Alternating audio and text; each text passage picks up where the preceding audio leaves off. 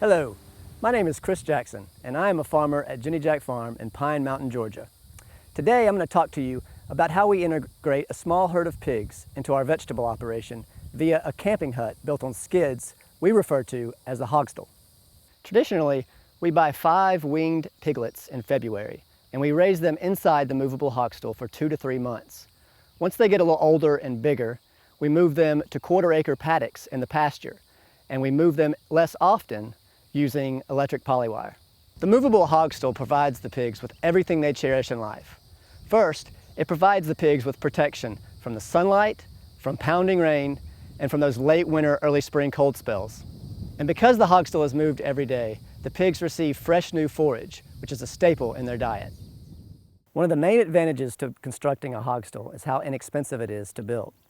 Really, you only need basic tools that most people have on hand. Hands, particularly thumbs, circular saw, a hammer, tape measure, and a level if you're very serious. Also, if you're like me and your winter breaks are less busy, it's a perfect time to construct. Most of the building materials that were used for the Hogstel, the wood, the hog wire, and the galvanized tin, were all left over from past farm projects. And what could not be found on site, I just went and bought at the local hardware store. One of the main attractions to the Hogstel is its simple design.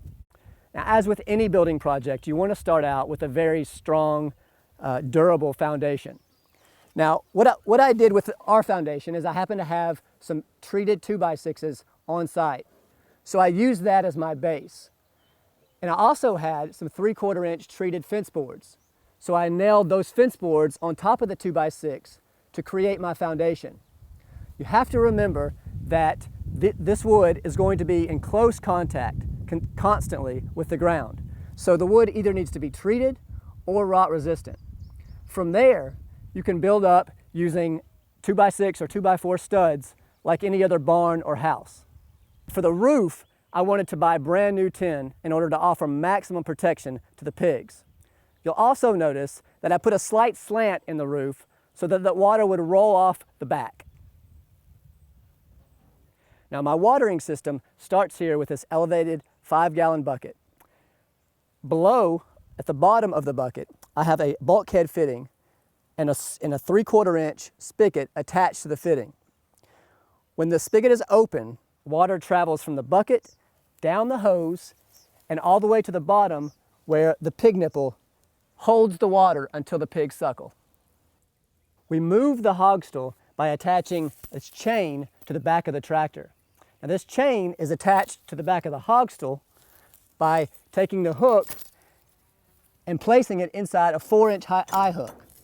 The eye hooks are attached to both of the back ends of the wall. They screw into 2 2x6 studs on both sides, increasing the strength because when the tractor is pulling the Hogstel, the force is really being placed on the 2 ends.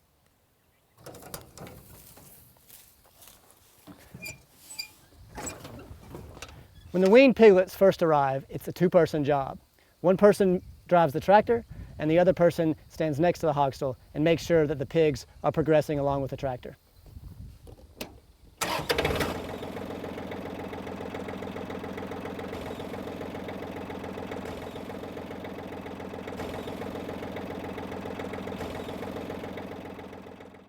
The Hogstel has made all of my wildest dreams come true by providing the pigs with all of their creature comforts. It's inexpensive to build and being relatively easy to facilitate. By sliding the Hogstel along the margins of our farm, we have added some spirit to a relatively passive produce operation and some protein to our diet of mainly leaves and roots.